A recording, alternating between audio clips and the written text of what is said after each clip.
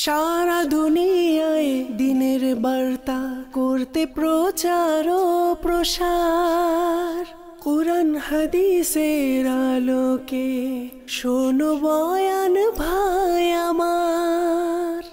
আলহামদুলিল্লাহি রাব্বিল আলামিন ওয়াসসালাতু ওয়াসসালামু আলা সাইয়্যিদিল মুরসালিন, আম্মা বা'দ, ফাআউযু বিল্লাহি মিনাশ শাইতানির রাজীম। বিসমিল্লাহির রহমানির রহিম। আসসালাতু ওয়াসসালামু আলাইকা ইয়া রাসূলুল্লাহ ওয়া আলা আলিকা ওয়া সাহবিকা ইয়া হাবিবাল্লাহ। আসসালাতু ওয়াসসালামু আলাইকা ইয়া নবিয়াল্লাহ ওয়া আলা আলিকা ওয়া সাহবিকা ইয়া নূরাল্লাহ। ফরমানে মুস্তাফা সাল্লাল্লাহু তাআলা আলাইহি ওয়া আলিহি ওয়াসাল্লাম, যে ব্যক্তি সারাদিনে আমার উপর 1000 বার দরুদ শরীফ পাঠ করবে, সে ততক্ষণ পর্যন্ত মৃত্যুবরণ করবে না যতক্ষণ না জান্নাতে নিজের স্থান দেখে না নিবে। সল্লু আলাল হাবিব সাল্লাল্লাহু তাআলা আলা মুহাম্মদ সাল্লাল্লাহু তাআলা আলাইহি ওয়া আলিহি ওয়াসাল্লাম। প্রিয় ইসলাম ভাইরা, আসুন না বয়ান শ্রবণ করার পূর্বে কিছু ভালো ভালো নিয়ত করে নিই। কেননা মুমিনের নিয়ত তার আমল অপেক্ষা অধিক উত্তম। আসুন না আল্লাহ তাআলা এবং তার প্যারা মাহবুব সাল্লাল্লাহু তাআলা আলাইহি ওয়া আলিহি ওয়াসাল্লাম এর সন্তুষ্টি অর্জনের জন্য শুরু থেকে শেষ পর্যন্ত মনোযোগ সহকারে বয়ান শ্রবণ করব এবং যা কিছু মাদানী ফুল অর্জন করব তার উপর নিজেও আমল করব, অন্যের নিকট নেকির দাওয়াত হিসেবে পৌঁছে দিব। বিভিন্ন রকম উদাসীনতা, পাশাপাশি কথা বলা, ইশারায় কথা বলা, এদিক সেদিক দেখা, মোবাইলের নোটিফিকেশন চেক করা, এই সকল প্রকার উদাসীনতা থেকে বেঁচে থাকব। সল্লু আলাল হাবিব সাল্লাল্লাহু তাআলা আলা মুহাম্মদ সাল্লাল্লাহু তাআলা আলাইহি ওয়া আলিহি ওয়াসাল্লাম। প্রিয় ইসলাম ভাইরা, আজকের বয়ানের বিষয় আমার আপনার জন্য খুবই গুরুত্বপূর্ণ, খুবই গুরুত্বপূর্ণ। যদি আল্লাহ তাআলা দয়া করে, আজকের বয়ানের বিষয়টাই হচ্ছে ইবাদতের স্বাদ। হ্যাঁ, আমরা ইবাদতের স্বাদ কিভাবে অর্জন করব, ইবাদতের দিল কিভাবে লাগাবো? আল্লাহু আকবার। আসুন সর্বপ্রথম প্রিয় আকা মক্কি মাদানী মুস্তাফা সাল্লাল্লাহু তাআলা আলাইহি ওয়া আলিহি ওয়াসাল্লাম উভয় জাহানের বাদশার ইবাদতের ধরন কেমন ছিল সেই সম্পর্কে শ্রবণ করি। সাহাবী রাসূল হযরতে আবু হুরায়রা রাদিয়াল্লাহু তাআলা থেকে বর্ণিত, আল্লাহ পাকের আখেরি নবী সাল্লাল্লাহু তাআলা আলাইহি ওয়াসাল্লাম রোজা রাখতেন আর এত বেশি নামাজ আদায় করতেন যে তিনি সাল্লাল্লাহু তাআলা ইসলামের নূরানি পা মুবারকে ফুলা এসে যেত। উম্মুল মুমিনিন হযরতে মা আয়েশা সিদ্দিকা তাহেরা রাদিয়াল্লাহু তাআলা আনহা বলেন, নবী করিম সাল্লাল্লাহু তাআলা ইসলাম কিয়ামুল লাইল কখনো ছাড়তেন না, কখনো রাতের নামাজ ছাড়তেন না। হাই, যদি কখনো শরীরে অসুস্থতা অনুভব হতো তাহলে বসে বসে হলেও কিয়ামুল লাইল আদায় করতেন। উম্মুল মুমিনিন হযরতে উম্মে সালমা রাদিয়াল্লাহু তাআলা আনহা এর বর্ণনা মোতাবেক প্রিয় নবী সাল্লাল্লাহু তাআলা ইসলামের পবিত্র স্বভাব এটা ছিল, রাতের নামাজ আদায় করতেন, অতঃপর যতক্ষণ তিনি সাল্লাল্লাহু তাআলা ইসলাম নামাজ আদায় করতেন ততক্ষণ পর্যন্ত ততটুকু সময় আরাম করতেন, আবার পুনরায় আবার নামাজ আদায় করতেন, আবার যতক্ষণ পর্যন্ত নামাজ আদায় করতেন ততক্ষণ পর্যন্ত আবারও আরাম ফরমাতেন। বলা হচ্ছে এভাবে করতে করতে ফজরের সময় হয়ে যেত। হযরতে জাবের রাদিয়াল্লাহু তাআলা আনহু বলেন, প্রিয় নবী হুজুরপুর নূর সাল্লাল্লাহু তাআলা আলাইহি ওয়া আলিহি ওয়াসাল্লাম আরাম করার পর যখনই জাগ্রত হতেন, হাই তখনই মিসওয়াক করতেন আর নতুনভাবে ওযু করে নামাজ আদায় করতেন। সাহাবী রাসূল হযরত হুযায়ফা রাদিয়াল্লাহু তাআলা আনহু বলেন, এক রাতে আল্লাহ পাকের সর্বশেষ নবী রাসূল আরবি সাল্লাল্লাহু তাআলা আলাইহি ওয়া সাল্লামকে মসজিদে নামাজ আদায় করতে দেখছিলাম। আর আমি ওই সময়টিকে গনিমত মনে করলাম, খুশি হয়ে গেলাম। আর আমি নিজেও আকা করিম সাল্লাল্লাহু তাআলা আলাইহি ওয়াসাল্লামের পিছনে নামাজের ইক্তেদা করলাম। বলা হচ্ছে, হাই আল্লাহ পাকের প্রিয় রাসূল সাল্লাল্লাহু তাআলা আলাইহি ওয়াসাল্লাম নামাজের মধ্যে সূরা বাকারা তেলাওয়াত শুরু করে দিলেন। আমি মনে করলাম 100 আয়াত শেষ করা হয়তো রুকুতে যাবে। বলা হচ্ছে এটা ভুল প্রমাণিত হলো। আকা করিম সাল্লাল্লাহু তাআলা আলাইহি ওয়াসাল্লাম 100 আয়াত তেলাওয়াত শেষ করে রুকুতে যাননি। তখন আমি ভাবলাম হয়তো 200 আয়াত শেষ করে যাবে। তখন দেখলাম সেটাও ভুল প্রমাণিত হলো। 200 আয়াতের পরও কোরআনে পাকে তেলাওয়াত করছেন। তখন হয়তো ভাবলাম সম্পূর্ণ সূরা বাকারা শেষ করে হয়তোবা রুকুর মধ্যে যাবে, অর্থাৎ প্রায় আড়াই পারা। বলছে আমার সেটাও ভুল প্রমাণিত হলো। সূরা বাকারা শেষ করে আকা করিম সাল্লাল্লাহু তাআলা আলাইহি ওয়াসাল্লাম সূরা আলে ইমরান শুরু করে দিলেন। আমি ভাবলাম সূরা আলে ইমরান পরিপূর্ণ তেলাওয়াত শেষ করে হয়তোবা রুকুতে যাবে। বলা হচ্ছে নয়, সূরা আলে ইমরান শেষ করে সাথে সাথে সূরা নিসা শুরু করে দিলেন। আমি ভাবলাম হয়তোবা সূরা নিসা শেষ করেই হয়তো রুকুতে যাবে। 5 পারা খতম। হাই, বলা হচ্ছে এরপরেই সূরা মায়েদা শুরু করে দিলেন। আর আমি কোনো চিন্তা করলাম না, আর কোনো ধারণা আর করলাম না। সূরা মায়েদা শেষ করে প্রায় 6 পারা পাঠ করে তারপরে রুকুতে গেলেন। আর আমি শুনেছি নবী করিম সাল্লাল্লাহু তাআলা ইসলাম রুকুর মধ্যে সুবহানা রাব্বিয়াল আযীম পড়ছিলেন। অতঃপর দ্বিতীয় রাকাতে তিনি সাল্লাল্লাহু তাআলা ইসলাম সূরা আনআম শুরু করলেন। আমার আশিকের রাসূল এই হাদিসে মুবারাকা উভয় জাহানের বাদশা, যার কাছে সারা দুনিয়ার জিম্মাদারি ছিল, যার কাছে দায়িত্ব পুরো দুনিয়ার দায়িত্ব ছিল, ইনসান তো ইনসান সকল সৃষ্টির দায়িত্ব ছিল, যিনি সাল্লাল্লাহু তাআলা আলাইহি ওয়া সাল্লাম এগুলোর পাশাপাশি সাহাবায়ে কেরাম আলাইহিম রিদওয়ানদেরকে ইলমে দ্বীনের শিক্ষাও দিতেন। তিনি সাল্লাল্লাহু তাআলা আলাইহি সাল্লাম মানুষের আরজিও শুনতেন আর এর সমাধানও দিতেন।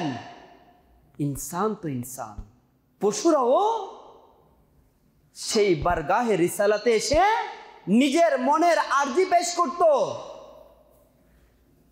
আর পশুদেরও সে আরজির সমাধানও করে দিতেন। যারাই আসতো সেই বারগাহের মধ্যে সকলের পেরেশানি দূর করে দিতেন। বেমিসাল জিম্মাদারি থাকার পরেও, এতগুলো দায়িত্ব থাকার পরেও ইবাদতের প্রতি এত দিল লেগে যাওয়া, এক রাকাতের মধ্যে 6 পারা লাগাতার কোরআনে পাকের তিলাওয়াত করা। কই আমার এত জিম্মাদারি আছে, তাড়াহুড়ো করে নামাজ ফরজ আদায় করি, যেখানে শুধুমাত্র একটি বড় আয়াত তিলাওয়াত করলেই তো ফরজ আদায় হয়ে যায়, কিংবা ছোট তিনটি ছোট ছোট আয়াত যদি তিলাওয়াত করা হয় তাও আদায় হয়ে যাচ্ছে। নয় আশিকের রাসূল, এত জিম্মাদারির পরেও ইবাদতের প্রতি কেমন তাওয়াজ্জুহ ছিল। আমাদের হয়তো অনেকের একটি পরিবারের দায়িত্ব আছে, না?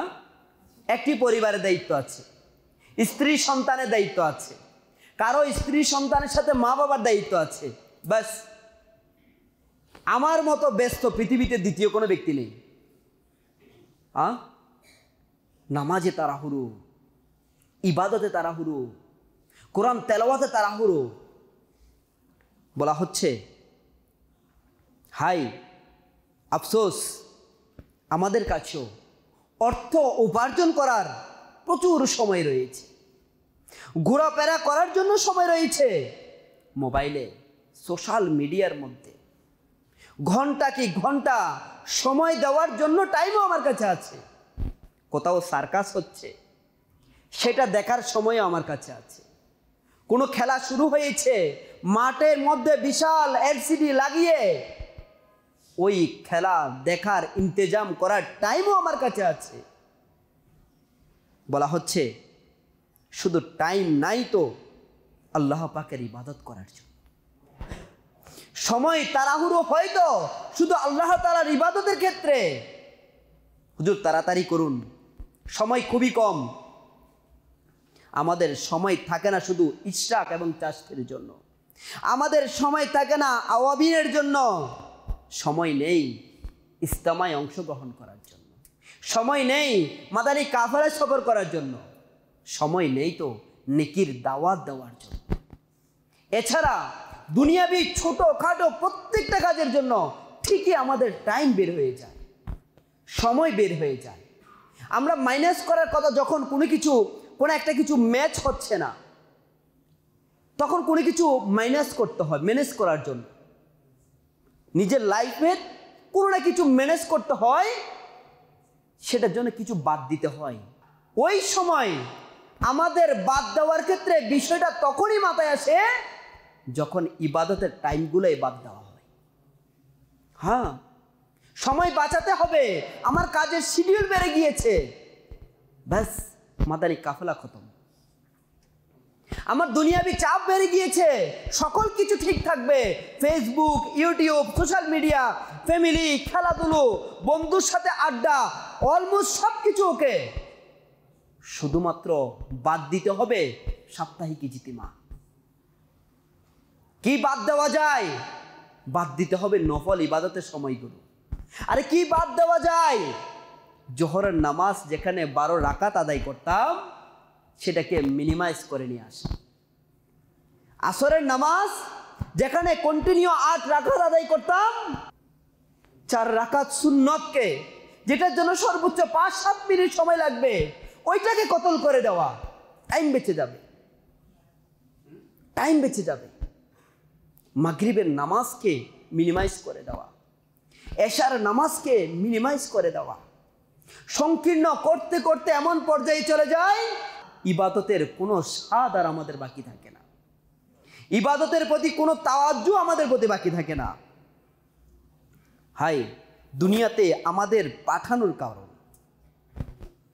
খাবারের কথাও বলি না, পান করার কথা বলি না, নতুন কাপড় কেনার কথাও বলি না। মোবাইলের নতুন মডেল যদি আসে বাজারে, সেটা কেনার আগ পর্যন্ত মনের মধ্যে প্রশান্তি লাভ হয় না। নতুন নতুন মডেলের গাড়ি যখন চোখ লেগে যায়, হ্যাঁ, ওইটার কেনার জন্য মনোযোগিতা হয়ে যায়।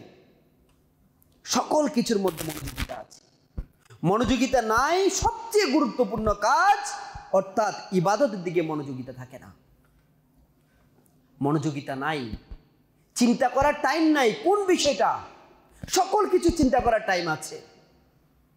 ঘরে কি প্রয়োজন, তা ইনকাম কিভাবে বাড়ানো যায়। দ্রব্যমূল্যের দাম বেড়ে গিয়েছে, সেটার জন্য আয় কিভাবে বাড়ানো যায়। সন্তানের ফিউচারের জন্য কি কি করা লাগবে, সকল কিছু চিন্তা করার টাইম আমাদের কাছে আছে। কিছু বিষয় আমরা চিন্তা করার টাইমটা ম্যানেজ করে দিই। নাম্বার 1, ইবাদতকে মাইনাস করতে করতে একেবারে সংকীর্ণ করেছি, এটা প্র্যাকটিক্যাল। এখন মাইনাস করতে ফিকির, চিন্তা। হ্যাঁ, আমার টেনশনকে হালকা করতে হবে। আমার টেনশন বেড়ে গিয়েছে মাথার মধ্যে, ব্রেনের মধ্যে, আমার স্পেস নেই।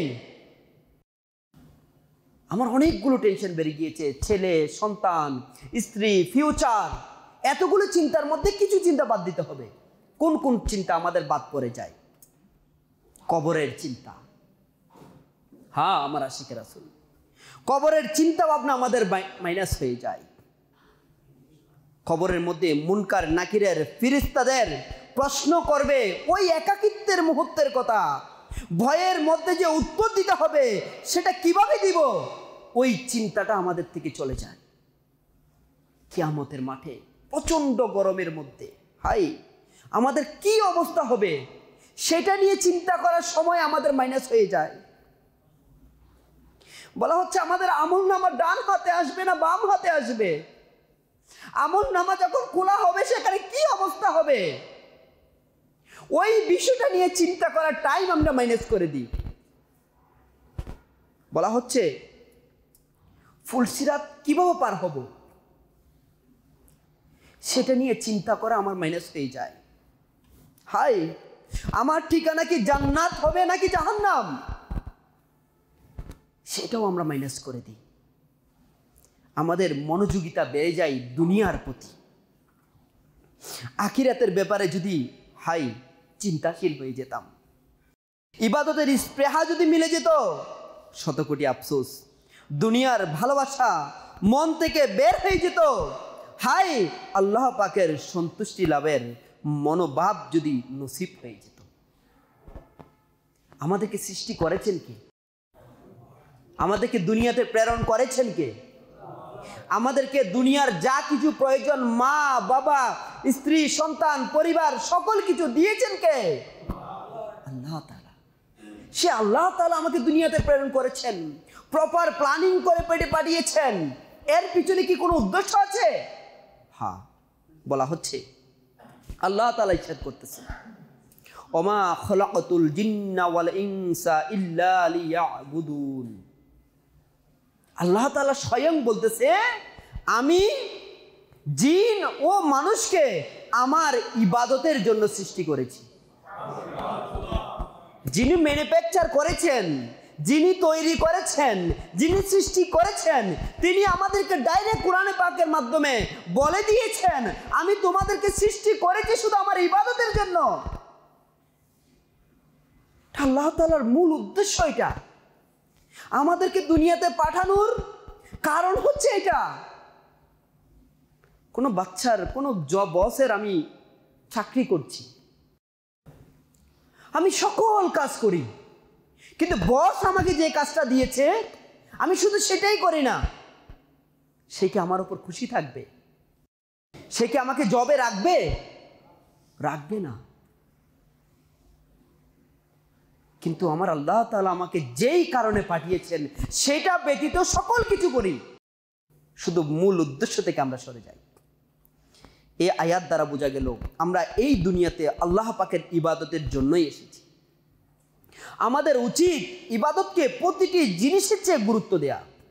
বাকি বিষয়গুলো যদি ছুটে যায় তো ছুটে যাক, বাকি বিষয়গুলো যদি আমাদের থেকে ছুটে যায় তো ছুটে যাক, কিন্তু ইবাদতে যেন কোনো প্রকার অলসতা না আসে। হাই পৃথিবীর মধ্যে সবচেয়ে সুস্বাদু কোন জিনিস? হে আমার আশিকের রাসূল, আল্লাহ পাক আমাদেরকে ইবাদত এবং রিয়াজতের তৌফিক দান করুক। বিশ্বাস করুন, দুনিয়াতে যা কিছু আছে আল্লাহ পাকের ইবাদতের চেয়ে বেশি সুস্বাদু আর কিছুই নেই। যা কিছু আছে আল্লাহ পাকের ইবাদত চেয়ে বেশি স্বাদ, বেশি নিয়ামত আর কোনো কিছুতে নেই। সমস্যা হলো এটাই যে আমরা দুনিয়াবি স্বাদের প্রতি এতটা মগ্ন হয়ে গিয়েছি যে ইবাদত এবং রিয়াজতের যে গুরুত্ব রয়েছে আমরা সেটা গুরুত্বই দিচ্ছি না। এই জন্য আমাদের দুনিয়াবি কাজে যে স্বাদ মিলে ইবাদতের মধ্যে সেই স্বাদ আমাদের নসিব হয় না। আমরা অনেকে বলে থাকি আমার চাকরিতে সমস্যা, আমার ছেলেটা অসুস্থ, আমার পরিবারে মুসিবত চলে আসছে, কর্জে ডুবে আছি, ব্যবসা খারাপ যাচ্ছে, আল্লাহ তাআলা জানে আমার উপর কোন মুসিবত চলে আসলো, কোন গজব চলে আসলো, আর আল্লাহ তাআলা হয়তো আমার উপর নারাজ। এগুলোকে আমরা অভিশাপ মনে করি। হে আমার আশিকের রাসূল, দিলের কান লাগিয়ে দিই, আল্লাহ পাকের পক্ষ থেকে একজন মুসলমানের জন্য সবচেয়ে বড় গজব হচ্ছে যে ওই বান্দার ইবাদতের স্বাদ চলে যাবে।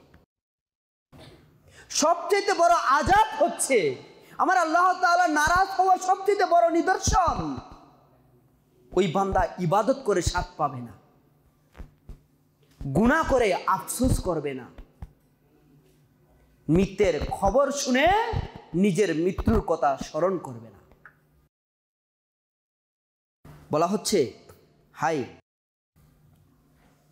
আগের যুগের সাহাবে কেরাম আলাইহিম রিদওয়ানদেরকে কেনই বা বলা হবে না যে কোনো গোস কুতুব আবদালরাও ওনাদের পায়ের দুলাব বালির সমানও হবে না? এত মর্যাদা কেন? আমরা দিলের কান লাগিয়ে শুনি। সাহাবিয়ে রাসূল হযরত মুআজ বিন জাবাল রাদিয়াল্লাহু তাআলা আনহুর যখন শেষ সময় ঘনিয়ে আসলো, মৃত্যুর কাছাকাছি হয়ে গেল, তখন তিনি কান্না করতে শুরু করলেন। আরজ করা হলো, হুজুর আপনি কেন কান্না করছেন? তিনি রাদিয়াল্লাহু তাআলা আনহু বলছেন, আমি এই জন্য কান্না করছি, আমরা মৃত্যুর সময় কেন কান্না করি? মৃত্যুর সময় ঘনিয়ে আসলে আমাদের কান্না কেন আসে? এই মাকে আর দেখা হবে না, আমার এই ছোট ছোট আদরের সন্তানদেরকে আর দেখা হবে না, আমার ব্যবসার কি হবে, আমার পরিবারের কি হবে, আমার বাড়ির কি হবে, আমার আপনজনদের কি হবে, এগুলো চিন্তা করে করে চোখে পানি চলে আসে। আর সাহাবায়ে কেরাম আলাইহিম রিদওয়ানদের কি জন্য কান্না করছেন? ওনাদেরও পরিবার ছিল, স্ত্রী সন্তান ছিল, কর্মসংস্থানের ব্যবস্থা ছিল। তিনি রাদিয়াল্লাহু তাআলা আনহু জবাব দিচ্ছেন, আমি এই জন্য কান্না করছি, মৃত্যুর পরে আমি গরমের দিনে রোজার যে পিপাসা, গরমকালে রোজা রাখার সময় যে পিপাসা, যে কষ্ট, শীতের রাতে নামাজ পড়ার যে কষ্ট, যে মজা, যে স্বাদ, আমি এটা থেকে বঞ্চিত হয়ে যাব। কান্না করছেন গরমকালে, ভয়ঙ্কর গরমের মধ্যে রোজা রাখতে গিয়ে যেই স্বাদ উনি অনুভব করতেন, যেটা আমাদের জন্য কষ্টকর। শীতকালে কনকনে ঠান্ডার মধ্যে দাঁড়িয়ে দাঁড়িয়ে ইবাদত করার যে কষ্ট, যেটা আমাদের জন্য, আর তিনি রাদিয়াল্লাহু তাআলা আনহু এটাকে স্বাদ অনুভব করতেন। তিনি কান্না করছেন যে মৃত্যুর পর আমার তো এগুলো নসিব হবে না। তিনি আরো বলছেন, উলামায়ে কেরামগণের জিকিরের মাহফিলে উপস্থিত তো হতে পারবো না। আল্লাহু আকবার। আমার আশিকে রাসূল মৃত্যুর সময় কান্না আসছে যে আমি তো উলামায়ে কেরামের মাহফিলে, ইজতিমায় আমি তো অংশগ্রহণ করতে পারবো না, আমি এটা থেকে বঞ্চিত হয়ে যাব। আমরা জীবিত আছি, সুস্থ আছি, হায়াত বাকি আছে, শরীরের সকল কিছু বহাল আছে। সামান্য ইস্যু ধরে ধরে, ছোটখাটো বিষয় নিয়ে নিয়ে আমাদের এলাকায়, মহল্লায়, পাড়ায় এত নিকটস্থ ইজতিমার ব্যবস্থা হওয়ার পরেও আমরা নিজেদেরকে বঞ্চিত করি। আর সাহাবায়ে কেরামের আখলাক কেমন ছিল? ইজতেমায় মৃত্যুর পর অংশগ্রহণ করতে পারবে না সেটা চিন্তা করে কান্না করছে। আমার আশিকে রাসূল ইবাদতের স্বাদ যার লেগে যায়, পৃথিবীর কোনো কিছুই তার কাছে আর মজা লাগে না। হযরত জাবের রাদিয়াল্লাহু তাআলা বলছেন, একবার আমরা আল্লাহ পাকের প্রিয় হাবিব সাল্লাল্লাহু তাআলা ইসলামের সাথে কোনো এক যুদ্ধে গেলাম। ফিরে আসার সময় আমরা পাহাড়ি এলাকায় গিয়ে পৌঁছলাম। রাসূল আকরাম নূরে মুজাসসাম সাল্লাল্লাহু তাআলা ইসলাম ওইখানেই অবস্থান করার নির্দেশ দিলেন। সমস্ত সাহাবায়ে কেরাম আলাইহিম রিদওয়ানগণ আরাম করার জন্য ওইখানে থামলেন। আল্লাহ পাকের প্রিয় হাবিব সাল্লাল্লাহু তাআলা ইসলাম ইরশাদ করলেন, আজ রাতে কে পাহারা দিবে? এক মুহাজির আরেকজন আনসারী সাহাবী রাদিয়াল্লাহু তাআলা আনহু দাঁড়ালেন আর বললেন, ইয়া রাসূলুল্লাহ সাল্লাল্লাহু তাআলা আলাইহি ওয়াসাল্লাম, এই সৌভাগ্যটি আমরা অর্জন করতে চাচ্ছি, আমাদেরকে কবুল করুন। রাসূল করিম সাল্লাল্লাহু তাআলা আলাইহি ইসলাম অনুমতি প্রদান করলেন। সুতরাং ওই দুইজন সাহাবী রাদিয়াল্লাহু তাআলা আনহু পাহারা দেওয়ার জন্য প্রস্তুত হয়ে গেলেন। আর ইনারা দুজনের মধ্যে পরামর্শ হলো যে একজন ব্যক্তি অর্ধরাত পাহারা দিবে, আরেকজন অর্ধরাত পাহারা দিবে, একজন আরাম করবে, আরেকজন জেগে থাকবে। বলা হলো এইভাবে করে ব্যাস, যে মুহাজির সাহাবী রাদিয়াল্লাহু তাআলা ছিলেন তিনি আরাম করলেন, আর আনসারী সাহাবী রাদিয়াল্লাহু তাআলা পাহারা দিতে লাগলেন। উনি পাহারা দেওয়ার কিছুক্ষণ পরে ওনার ওই যেটার প্রতি ওনার তৃষ্ণা, যে কাজের মধ্যে উনি মজা পায়, যে কাজের মধ্যে উনি স্বাদ পায়, যে কাজের মধ্যে উনি সময়কে অনুভব করে না, ওই কাজে দাঁড়িয়ে গেলেন, অর্থাৎ নামাজে দাঁড়িয়ে গেলেন। আর দাঁড়িয়ে সূরা কাহাফ তিলাওয়াত শুরু করলেন। এমন সময় ওই শত্রুরা যখন দূর থেকে দাঁড়ানো অবস্থায় একা দেখলো একজন সাহাবী রাদিয়াল্লাহু তাআলা আনহুকে, দূর থেকে একটি তীর নিক্ষেপ করলো। আর ওই তীরটি এসে ওই আনসারী সাহাবী রাদিয়াল্লাহু তাআলা আনহুর শরীরের মধ্যে বিঁধে গেল। হাই আমার আশিকে রাসূল, বিন্দু পরিমাণও যে শরীরে তীর লেগেছে সেটার জন্য সামান্য আওয়াজও করলেন না, চুপচাপ নামাজে মশগুল রইলেন। আর ওইদিকে জালিম দুশমনরা দ্বিতীয়বার তীর ছুঁড়ে মারল, সেটাও তিনি রাদিয়াল্লাহু তাআলা আনহুর শরীরের মধ্যে এসে বিঁধে গেল। আনসারী সাহাবী রাদিয়াল্লাহু তাআলা আনহু এখনো নামাজ ছাড়লেন না।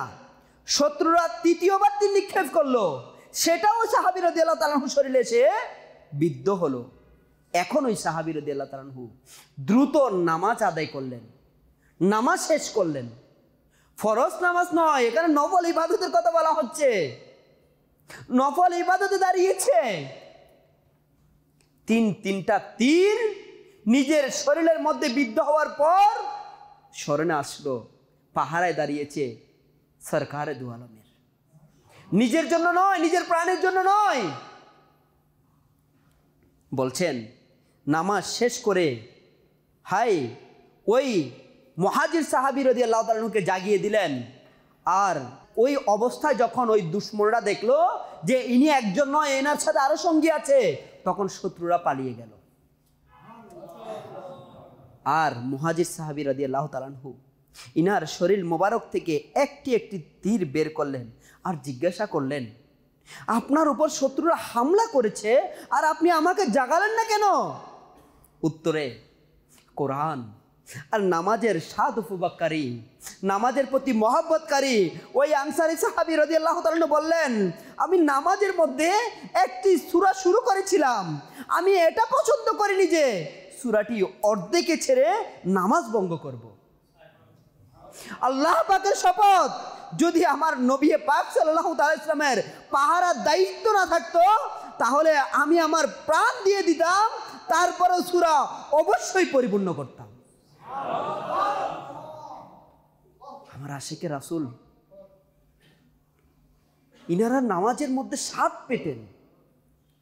আমরা এনজয় যেটাকে বলি, উপভোগ করা যেটাকে বলি, ফিল করা যেটাকে বলি, গান বাজনা, মোবাইল, সোশ্যাল মিডিয়া, আড্ডা, গীবত, নাফরমানি, এই সকল কর্মকাণ্ডের মধ্যে আমরা যেগুলোকে এনজয় হিসেবে নিই তার থেকে হাজার লক্ষ গুণ বেশি এনজয়, হাজার লক্ষ গুণ বেশি উপভোগ, আনন্দ নামাজের মধ্যে পাওয়া যায়, আল্লাহ পাকের কোরআনে পাকের তেলাওয়াতের মধ্যে পাওয়া যায়। কিন্তু আমাদের তাওয়াজ্জু ওই দিকে না থাকার কারণে ওটার গুরুত্ব আমাদের কাছে বুঝে আসছে না। হাই শুধু ওই একজন সাহাবীর ক্ষেত্রে নয়, কোরবান হয়ে যায়। আরও একজন সাহাবীর ব্যাপারে একটি ঘটনা এসেছে।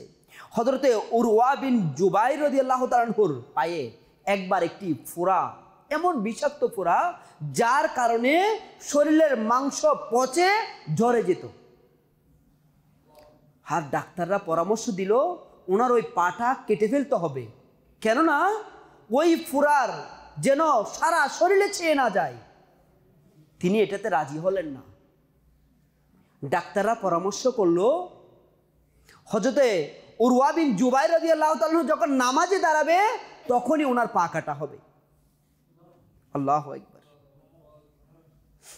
হাই পরিশেষে ডাক্তাররা যখন এরকমই করলেন, হয়তো উরওয়া বিন জুবাইর রাদিয়াল্লাহু তাআলা আনহু নামাজ আদায় করছিলেন আর তিনি রাদিয়াল্লাহু তাআলা আনহুর পা কেটে ফেলা হলো, কোরবান হয়ে যান। হযরত উরওয়া রাদিয়াল্লাহু তাআলা আনহু এর এমন একাগ্রতার সাথে নামাজের সাথে বিভোর হয়ে নামাজ আদায় করছিলেন যে তিনি রাদিয়াল্লাহু তাআলা পা কাটার বিষয়ে বিন্দু পরিমাণ অনুভব পর্যন্ত হলো না। একটা জীবিত মানুষের পা কেটে ফেলা হচ্ছে, জীবিত মানুষের পা কেটে ফেলা হচ্ছে, আর অনুভব হয় না। আর আমাদের শরীরে সামান্য মশা যদি বসে, সামান্য চুলকানি যদি হয়, সামান্য কোনো দিকে হই হুল্লোড়ের আওয়াজ যদি আসে, হ্যাঁ, আরেকজন সাহাবী রাদিয়াল্লাহু তাআলা আনহুর ব্যাপারে এসেছে, উনি নামাজ পড়ছেন আর ওনার পাশে একটা আগুন জ্বলে যায়, আর আগুনের জন্য সবাই চিৎকার চেঁচামেচি করে, সবাই এসে আগুন নিভাচ্ছে, অথচ উনি কিছুই জানেন না। আরেকজন সাহাবী রাদিয়াল্লাহু তাআলা আনহুর ব্যাপারে আসতেছে হাদিসে মুবারাকার মধ্যে, তিনি রাদিয়াল্লাহু তাআলা আনহু নামাজ আদায় করছেন, ইনার পাশে একটা ছোট বাচ্চা ছিল, আর ছাদ থেকে একটা বিষাক্ত সাপ ওই বাচ্চার উপর পড়ে। সবাই চিৎকার চেঁচামেচি করে, এসে সাপটাকে মেরে ফেলে। সাপ পড়া, চিৎকার চেঁচামেচি হওয়া, ওই বাচ্চাটাকে সেভ করা, কোনো কিছুই ওনার জেহেনে নেই। হযরত জুবাইর রাদিয়াল্লাহু তাআলা আনহু ব্যাপারে আসতেছে, ইনি রাদিয়াল্লাহু তাআলা আনহু একবার নামাজ পড়ছেন, ওনার সিনা মুবারক এবং দাড়ি এর মাঝখান থেকে এই জায়গা দিয়ে একটি বিষাক্ত তীর নিক্ষেপ করা হয় এবং এটা চলে যায়, অথচ উনি জানেনই না, উনি ফিলও করতে পারেননি। নামাজের মধ্যে এভাবে খুঁয়ে যাওয়া কেন নয়? কার সামনে দাঁড়ানো হচ্ছে? আরে মালিকের সামনে উপস্থিত হওয়া, আমার রব তাআলার সামনে উপস্থিত হওয়া। হয়তো জুবাইর রাদিয়াল্লাহু তাআলা আনহু ব্যাপারে এসেছে, উনি সিজদা দেওয়ার সময় এমন ভাবে সিজদা দিতেন, আর একটা লম্বা সিজদা দিতেন, পাখিরা এটাকে দেওয়াল মনে করে এর উপর বসে যেত, কোনো নাড়াচাড়া নেই। অথচ আমাদের নামাজের অবস্থা, আমাদের নামাজের অবস্থা, এই নামাজের স্বাদ না থাকার কারণে আমরা কি কোনো কিছু হারাচ্ছি? হ্যাঁ, কিতাবের মধ্যে আসছে, হাই আজকে নামাজে আমাদের প্রতি মন স্থির থাকে না। তিলাওয়াতের কথা বলা হলে হয়তো অনেক মাস অতিবাহিত হয়ে যায়, কোরআন তেলাওয়াত করা হয়নি, তিলাওয়াতের দিকে মনোযোগও থাকে না। হ্যাঁ, দোয়া তো করি নামাজের পরে, তাও কিভাবে করি, একাগ্রতা থাকে না। এই সকল কিছু যখন আমাদের থেকে চলে যায়, এর বিনিময় আমরা কি পাই? নামাজ, কোরআন তেলাওয়াত, দোয়া, এই নিয়ামতগুলো থেকে যখন আমরা দূরে চলে আসি, এর বিনিময় কি আছে? বলা হচ্ছে এর বিনিময়ে আমাদের অন্তরের মধ্যে মরীচিকা ধরে যায়, আর ধীরে ধীরে আমরা ধ্বংসের দিকে চলে যাই। আর বলা হচ্ছে আমাদের সমাজ ধ্বংসের দিকে গিয়ে যাচ্ছে, পরিবারের মধ্যে ঝগড়া লেগেই আছে। হ্যাঁ, বলা হচ্ছে শান্তি নেই, ব্যবসায়ী সমস্যা, মনে অশান্তি, পরস্পরের মধ্যে কোনো ভালোবাসা নেই, একে অপরের প্রতি কোনো সম্মান বোধ নেই। সমাজের মধ্যে পেরেশানি দিন দিন বেড়ে যাচ্ছে। হাকিকত আমরা ওই সময়টা এখন অনুভব করছি। যে কাউকে যদি জিজ্ঞেস করা হয়, আমাদের অভিযোগের লিস্ট অনেক লম্বা, হ্যাঁ, অশান্তির লিস্ট অনেক লম্বা, অনেক টেনশন, অনেক পেরেশানি। এগুলো কেন মিলেছে? বলেছে যখন সত্যিকার মূল কাজ থেকে আমি সরে গিয়েছি, যখন থেকে আমার থেকে ইবাদতের স্বাদ চলে গিয়েছে, তখন থেকে আমার এগুলো শুরু। সাময়িকভাবে আমার প্রিয় ইসলাম ভাইয়েরা, সাময়িকভাবে আমাদের কাছে মনে হয় আমি যদি ইমামা পরে পরে ঘুরে বেড়াবো, কাফারা করব, ইসলামা করব, এগুলো কি আমার ভবিষ্যৎ চলবে? এগুলো কি আমার ফিউচার? এগুলো দিয়ে কি আমার সংসার চলবে? এগুলো দিয়ে কি দুনিয়াদারি করা যায়? নেকির দাওয়াত দেওয়া, ইস্তেমা করা, এগুলো দিয়ে তো দিন রাত চলবে না, আমার দুনিয়াদারি হবে না, আমার উজ্জ্বল ভবিষ্যৎ হবে না। এই প্ররোচনাগুলো যখন অন্তরে নফস থেকে আসা শুরু হয়, আর ধীরে ধীরে আমরা ওখান থেকে সরে দাঁড়াই। সেই আমরা যারা নামাজের স্বাদ পেতাম, ইস্তেমা কথা শুনলে মনে আনন্দ, একটা ফিলিংস কাজ করতো, কাফেলা বললে মনের মধ্যে একটা আনন্দ অনুভব হতো, ইমামওয়ালা দেখলে সম্মানে মনের মধ্যে একটা আলাদা অনুভূতি সৃষ্টি হতো, সে আমাদের থেকে ধীরে ধীরে সব কিছু দূরে ছেড়ে যায়। আর আমরা কর্মকে, যেটাকে ফিউচার মনে করেছি, ব্যবসাকে, দুনিয়াদারিকে বুকে জড়িয়ে ধরি। আর সাময়িকভাবে কিছু দিনের জন্য, কিছু সময়ের জন্য সাকসেসও আসে, শয়তানের পক্ষ থেকে ধোঁকা আসে, হয়তো বা পরীক্ষাও হয়। আস্তে আস্তে আমাদের থেকে সত্যিকার নিয়ামতগুলো সরে যায়। সত্যিকার নিয়ামতগুলো যখন সরে যায়, তখন আমরা ওইটাকে বুকে ধরি। আর তখনই শুরু হয় দুনিয়া আমাদেরকে ধোঁকা দেওয়া। অসংখ্য ইসলামে এসে দেবে মোলাকাত হয়েছে, যারা ওই জিনিসটা, ওই লজিকটাকে দেখিয়ে, ওই লজিকটাকে দাঁড় করিয়ে দ্বীনি কাজ থেকে দূরে সরে গিয়েছে, ইবাদত থেকে দূরে সরে গিয়েছে, নেকির দাওয়াত দেওয়া থেকে দূরে সরে গিয়েছে, মাদানী কাফেলা বন্ধ করে দিয়েছে, ইজতেমা অংশগ্রহণ করা বন্ধ করে দিয়েছে, নেক আমল রিসালা থেকে দূরে সরে গিয়েছে। এখন তাদের নিঃশ্বাস অনেক বড় বড়। প্রশান্তি আছে জিজ্ঞেস করা হয়, নাই প্রশান্তি। কি মিলেছে? কিছুই মিলেনি, বরং সব হারিয়ে গেছে। দুনিয়াও পেলাম না, ইবাদতের স্বাদও আর পাচ্ছি না। সব সময় মন মরা হয়ে থাকে, মনের অশান্তি বেড়ে গিয়েছে, পরিবারের মধ্যে ঝগড়া বিবাদ বেড়ে গিয়েছে, মেজাজ খিটখিটে হয়ে যাচ্ছে, কথায় কথায় ঝগড়ার অবস্থা তৈরি হয়ে গিয়েছে। এই পরিবেশগুলোর জন্য দায়ী ইবাদত থেকে, আল্লাহ তাআলা আমাদেরকে যেই জন্য সৃষ্টি করেছে তা থেকে দূরে সরে যাওয়া। হযরতে কাতাদা রাদিয়াল্লাহু তাআলা আনহু বলেন, যে সম্মান চায় তার উচিত আল্লাহ পাকের আনুগত্যের মধ্যে তালাশ করা, অর্থাৎ সম্মান আল্লাহ পাকের ইবাদতের মাধ্যমেই তো অর্জিত হতে থাকে।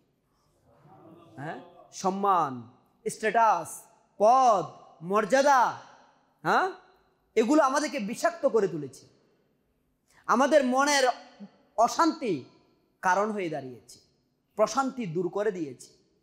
অথচ হতে কাতাদা রাদিয়াল্লাহু তাআলা আনহু বলছেন, যে ব্যক্তি সম্মান চায় সে যেন আল্লাহ পাকের ইবাদতের মাধ্যমে তা তালাশ করে। কারণ সম্মান শুধুমাত্র আল্লাহ তাআলার হাতে।